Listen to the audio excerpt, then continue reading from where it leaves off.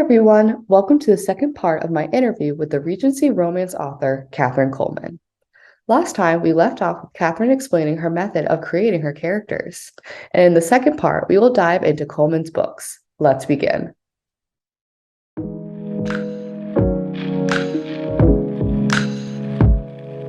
Welcome back.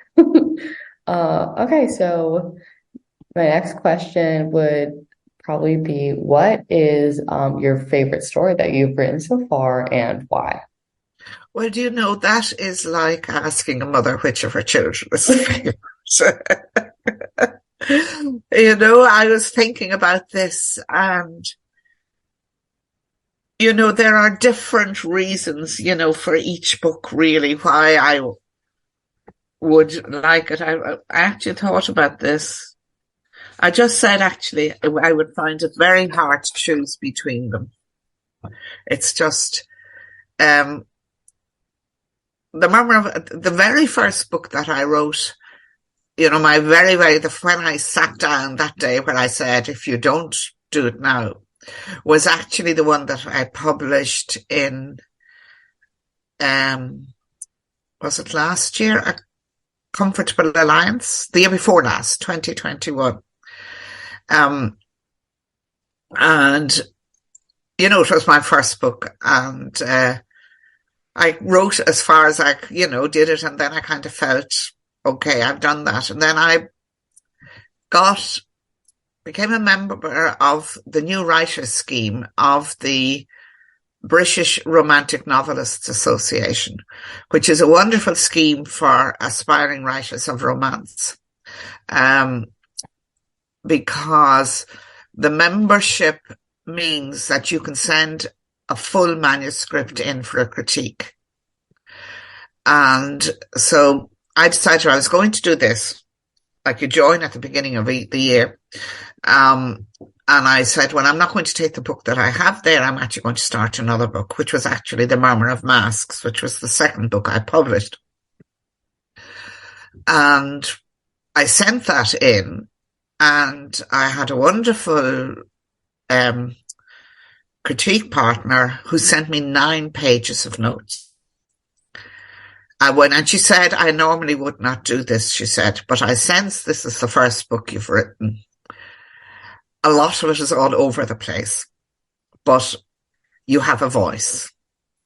That was the important thing to me. Once she had said that, I was happy. And, but I was completely, I was head hopping like mad, for example. This is one of the things she picked up. And, it was just, so I went through all her points and comments and I took them all out. And, in the meantime, having sent that off, I had started writing Perception and Delusion.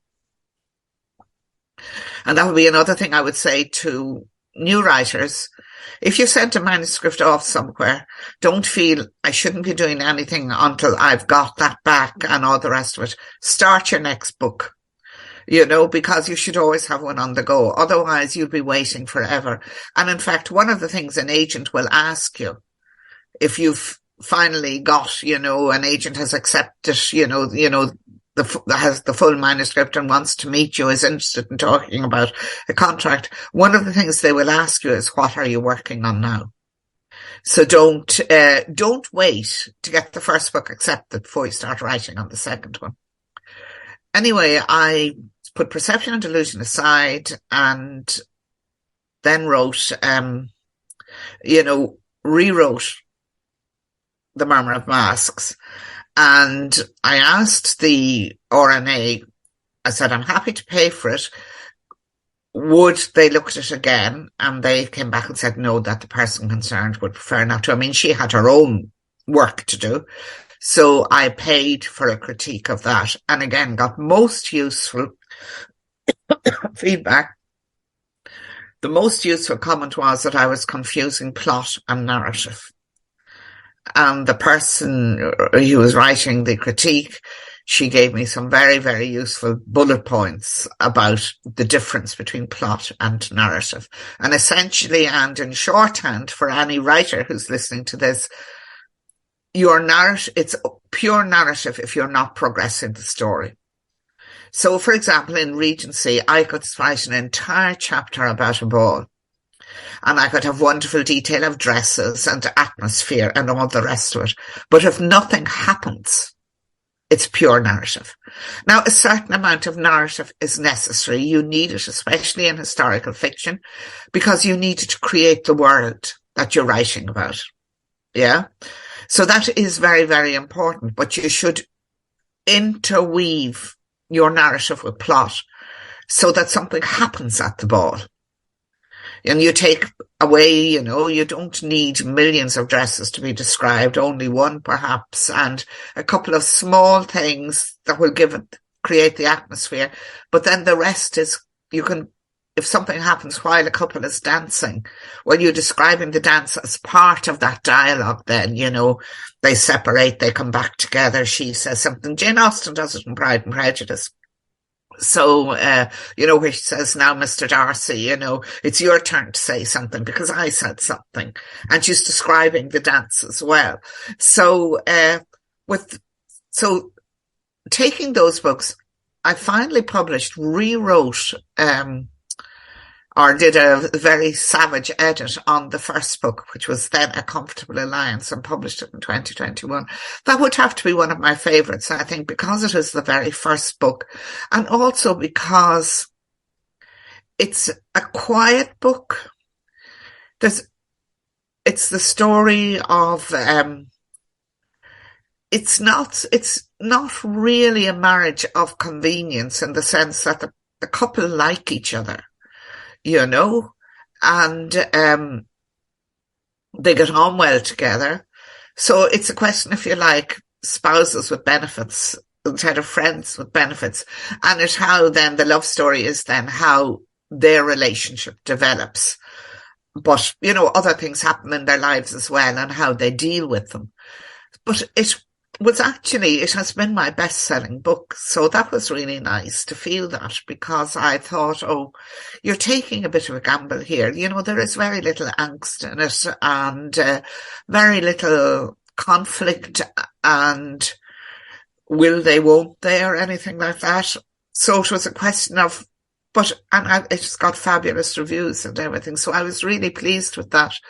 So and I love The Murmur of Masks as well, because again, that was the one then that with Luke and Olivia, where I took the trope of a marriage of convenience and it didn't work out. And again, that was then the what next, and what my son said, what comes after the first happy end. The beginning, it sounds like a very traditional, you say, well, oh yes, in the end, the husband and wife will fall into each other's arms. But what if you make it clear from the beginning that they can't? What happens then? But you see, I could give you a description of each book, but we don't have the time for it, and tell you why I love it and what the challenge was. I like to have a challenge in each book as well. Yeah. So, I was going to say, speaking of challenging, what would you say was the most challenging story for you to write so far? Well, there were two. One was The Murmur of Masks, because I had always sworn I wasn't going to write about the Battle of Waterloo. The Napoleonic Wars play a big part in my books, but they're off stage. And I deal very much with the situation of the women who are left behind. And, and again, we have to think, for 13 years, fathers, sons, brothers literally disappeared over the horizon. There was next to no war reporting in the sense that we know it now. The most you would get would be the official dispatches that the London Gazette would publish, or letters that would make it back home. And then remember that an awful lot, the vast bulk of the rank and file would not have been able to read or write as well. And then, officers' letters could go astray, or, boats would sink. Anyway, so for a long time, these women were left there to their own devices. And how would they deal with it? So that's one part. And the other, but then when Napoleon escaped from Elba in 1815, Luke Fitzmaurice in The Murmur of Masks, who had wanted to enlist as a younger man, and he hadn't been able to because he had been ill as a teenager. He had what we would call rheumatic fever, but that term wasn't used then, so I just had to describe the symptoms. Anyway, so we're, a good 10 years later now, and he goes to a doctor, gets himself checked out, and it's told, no, it's okay. You're good to go. And he decides he's going to go. And because a lot of the army had been disbanded after 1814, and other regiments had been sent to, in the autumn of 1814, they were sent to the US because the war was still ongoing. So the army was a bit scattered and depleted, so they were taking people. Anyway, he goes to Brussels, and my big problem then was, how are you going to describe this? Georgette Eyre, in An Infamous Army and in The Spanish Bride, she has done two very, very detailed descriptions of the Battle of Waterloo, like, if you like, nearly a bird's eye description, and I didn't want to do that. But there is a huge amount of first-hand accounts and memoirs of people who fought in the war. And I found the memoir of William Leach, who joined as an ensign in May 1815. And I based Luke's experiences on his. Now, not completely, because I wanted Luke to have freedom of movement, and Leach was assigned to carry the regiment's colours, which meant essentially he just had to stand there the whole time holding this flag pole with a colour on it, and he had colour sergeants defending him, because it would be a great coup for the enemy to be able to capture the colours. So it was like a prestigious position. And I suppose they said, well, he's so young and he's no experience, and he can do least harm here because he'd have the experienced colour sergeants to defend him. So, but I couldn't put Luke into that position because, I wouldn't be able to get any action. But that was what I based it on then, and other accounts as well. But I must have rewritten it 3 or 4 times, like from scratch, to get so that I could feel that the reader is really experienced this as Luke did, and seeing everything through his eyes. So that was challenging. And the other difficult thing was last year's book, Lady Loring's Dilemma. It's a sequel to A Suggestion of Scandal, and Lady Loring does not appear in a very good light in A Suggestion of Scandal. And readers who have read A Suggestion of Scandal will know this. So my challenge was to make her sympathetic, to make readers understand her, and in the end, to be rooting for her. And I was wondering, would people go for it or not? But again, several of the reviews have commented on the way that I flipped the character, as one reviewer put it, so that she was. So that was a challenge. How was I going to do it? And so both of those would have been difficult for different reasons. One, to do with the external circumstances, like the Battle of Waterloo itself and the research involved, and the other because of the characterization. Oh, thank you so much for answering that, and like now telling me like how much work went into that scene for The Murmur of Masks. I think I have to read that next now to really read that scene. So thank you so much for telling me that. But I know you already mentioned what authors inspired you, or like inspired your stories, and I was wondering like what specific books from those authors did you really think really inspired you, or really inspired your love of writing? Do you know if you know what I mean? Jane Austen, it would be Pride and Prejudice, Mansfield Park, and Persuasion, which is my favourite, right?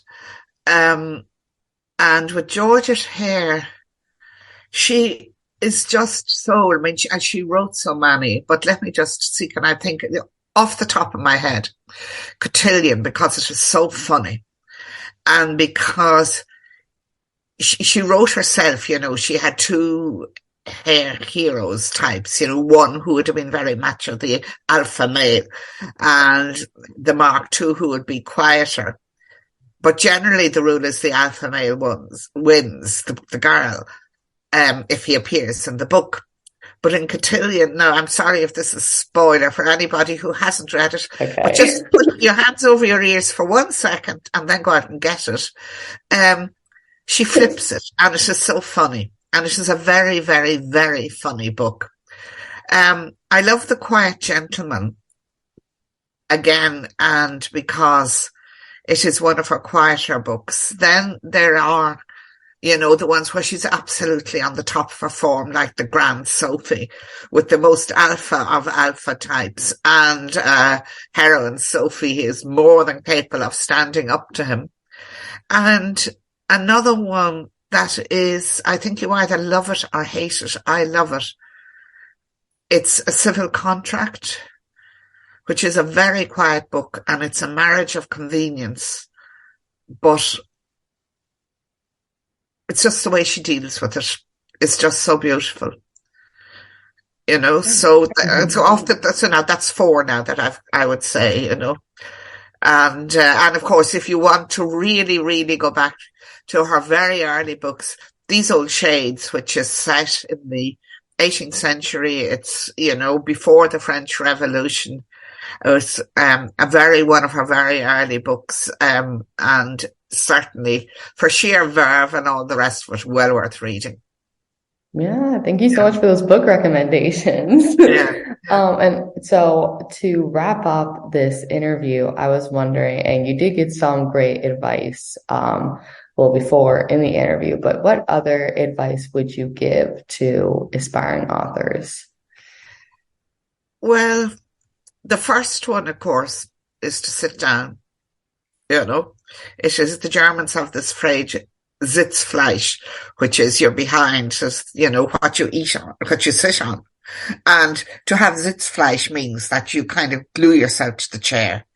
And that is the first thing, obviously, you know, don't talk about it, don't think about it, do it, right? And even on the days where you're finding it very hard to get going, once you get something on the paper, it can always be edited. Though having said that, I have deleted loads of stuff as well. But even at that, it will help you clear your mind. If we're talking specifically about writing history, yeah, and this applies to no matter what type, whether you're writing fictionalized history, you know, the great sweep of history, whether you're writing biographical fiction where you take Henry VIII or Anne Boleyn or whoever and are writing about a real person, or whether you're writing historical fiction, which is what I write, where all your characters, apart from a few small walk-ons who really lived, all your characters are fictional, but the world in which they live is real, and you want to communicate to your readers. You want them to feel that they have stepped into this world, that they're experiencing this world. So now I have a research library of about 800 books. That would be 800 books that would all be to do with the Regency and history. So the first thing to do is read in your period. So read Jane Austen, read Charles Lamb, read Creevey. He was a member of Parliament and his letters were published. Read Harry Smith, who was one who fought at Waterloo and went all through the Peninsular War. Read his autobiography. Read as much as you can that was actually written in the time. This will help you absorb what the period was like. It will help you absorb the language and the phrasing, and it will give you quirky insights that will bring the period alive for your readers. So that is very important. And then, of course, there is the other sort of research, like don't ignore all the work that wonderful historians have done, putting together books about, say, the Prince Regent or himself, or you can have books, cookery books about Georgian food, but you can also get the contemporary ones. See if you can find copies of the magazines they had then, like La Belle Assemblée. They're hard to get and they're expensive. But if you're lucky enough to find a leather-bound volume of 6 issues, which has all the fashion plates in it as well, you can imagine your character sitting there with it. So all of that, and then look at, I talked about the illustrations earlier, look at them. So that would be the first thing. Do your research. Look and see the music that was popular, the literature that was popular. The internet is a wonderful resource. If you're sending somebody to your characters to the theatre, you can Google and find out what was actually being played. I was on stage in London in May 1816. You can find out what was happening. You can take that into account. We're talking about narrative, to create the narrative around how your characters, what happens to them.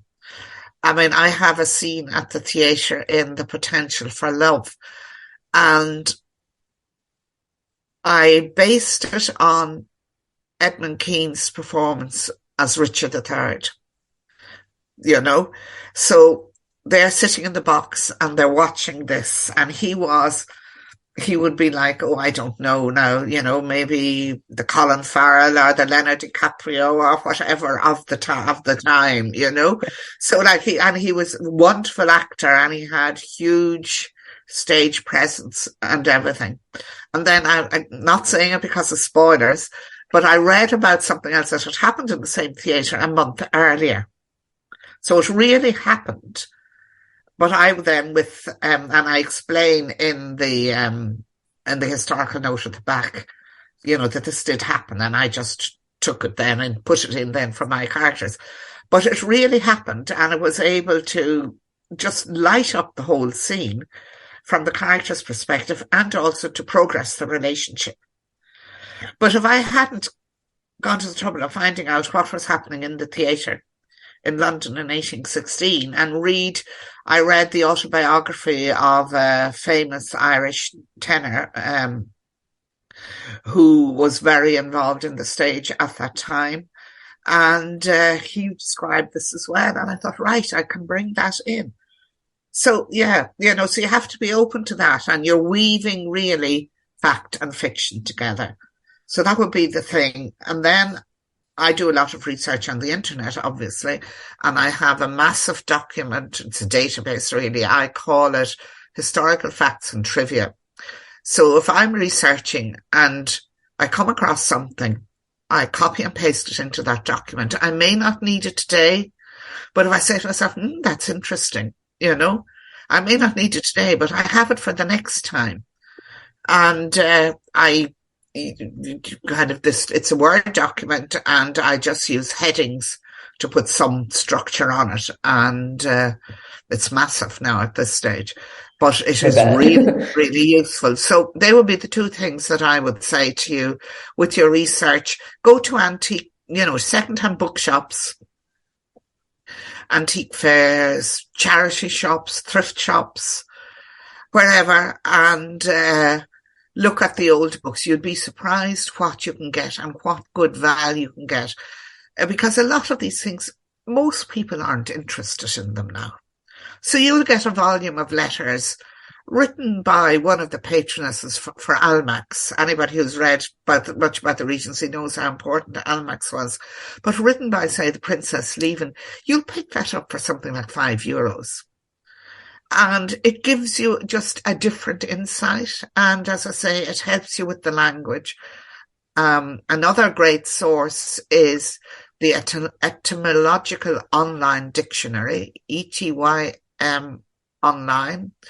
And that is a dictionary that gives the etymology of words and tells you when they first came into use. So helps you avoid anachronisms. So it's the other thing about language. Do your best only to use words. Now, if your books are set in the Middle Ages, it's a different story, because it was a different language then. I mean, you're writing in modern English, but you still wouldn't use 21st or even 20th century slang because, and you can, use a few old words, so that you can just, again, give a flavour, give a hint that it's a different period. So, I mean, in one of my books, it was actually For a Comfortable Alliance, the hero who lost his father when he was 6, and he's remembering his father. And this book was set in 1821. And he's remembering his father, and that his father gave him a present of a kaleidoscope. Now, he was 6 when his father died, so this has to have happened, and he's 30 now, so it has to have happened 24 years ago. And we're in 1821, so we're back in the 1790s. I looked up kaleidoscope. It was actually invented in 1817. So goodbye kaleidoscope, I couldn't use it. Yeah.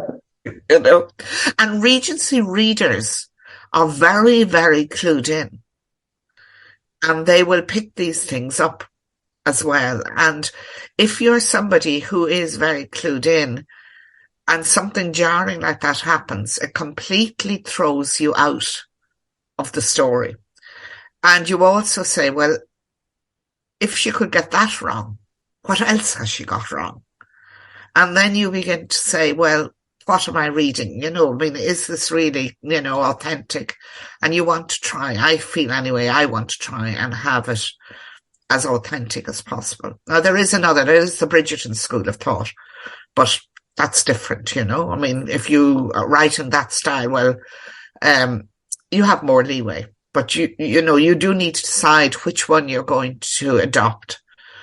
And as I say, Regency readers are very, very clued in and very well informed. And if there's one thing they hate, it has been torn out of the story by anachronisms.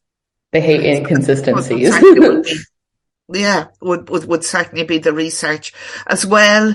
You'd be surprised, the prints, the original antique 200-year-old prints and engravings that you can buy for really relatively little money, especially when you consider they're 200 years old.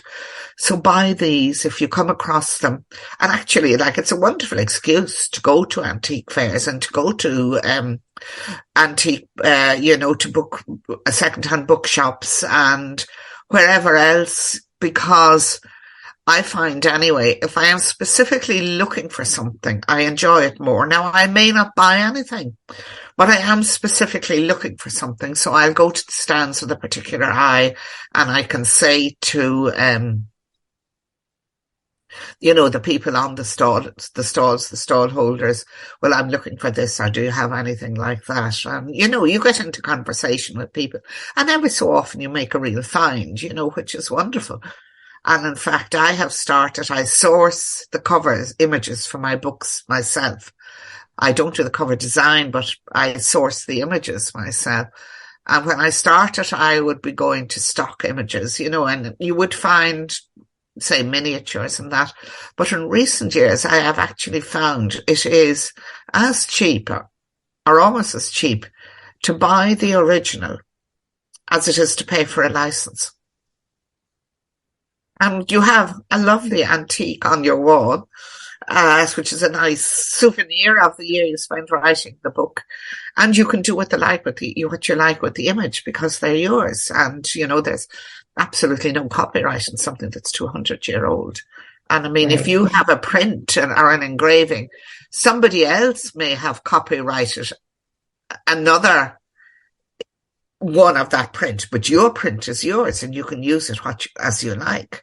You have it, taken your photograph of it and sent it off, to your cover designer.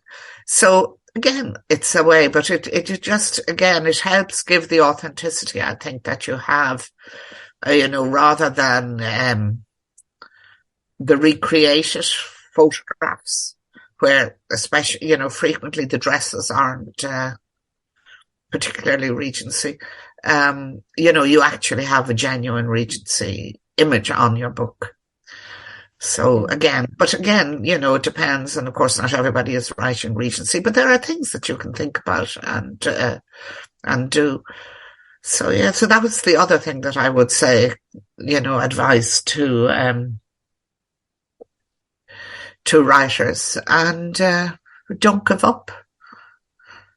I got an agent after about 4 years, maybe three or 4 years.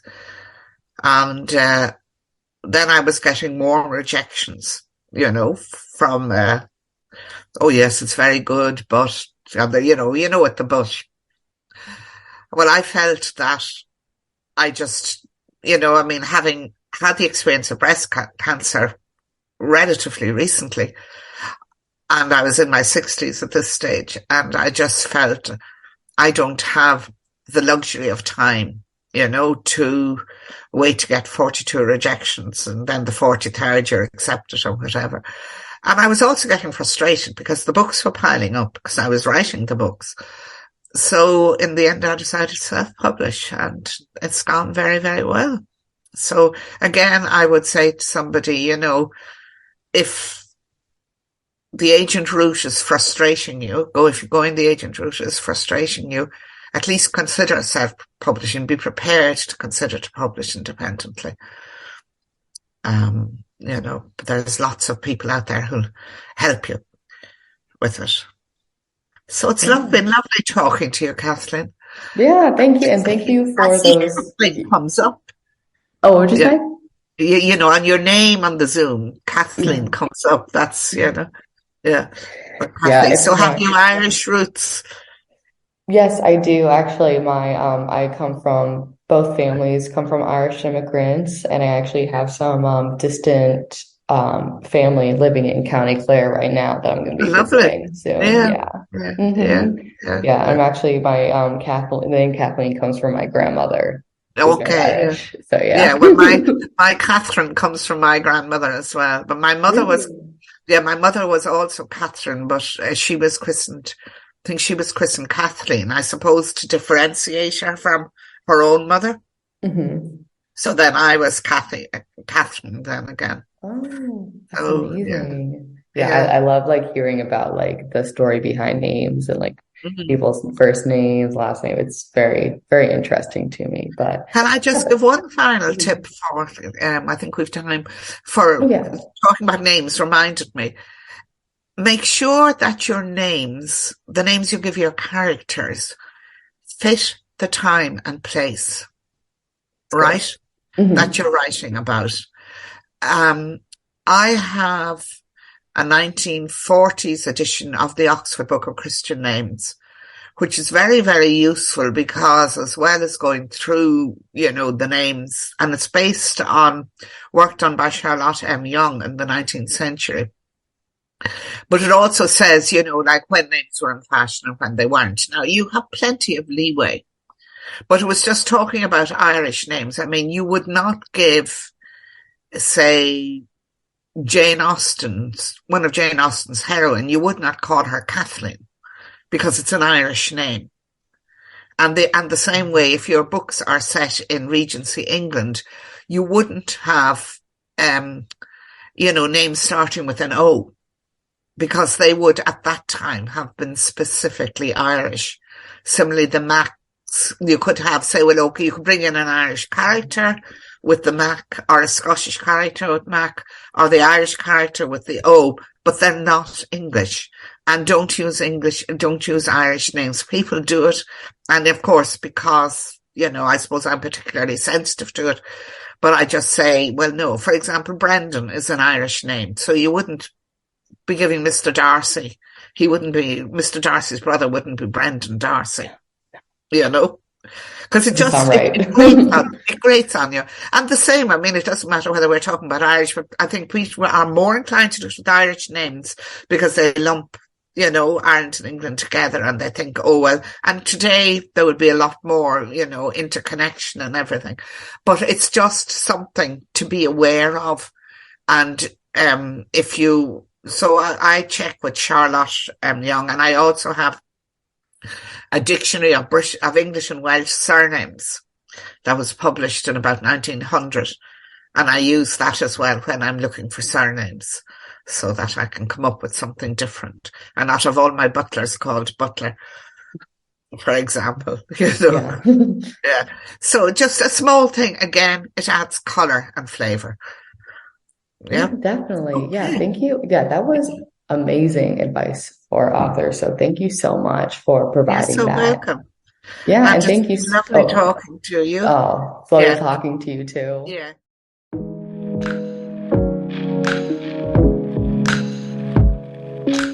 That was Catherine Coleman. All of her books are available on Amazon and Kindle Unlimited. So if you enjoy Regency romance, don't miss out on this exciting Irish author. Thank you all for listening and tune in next week for more content.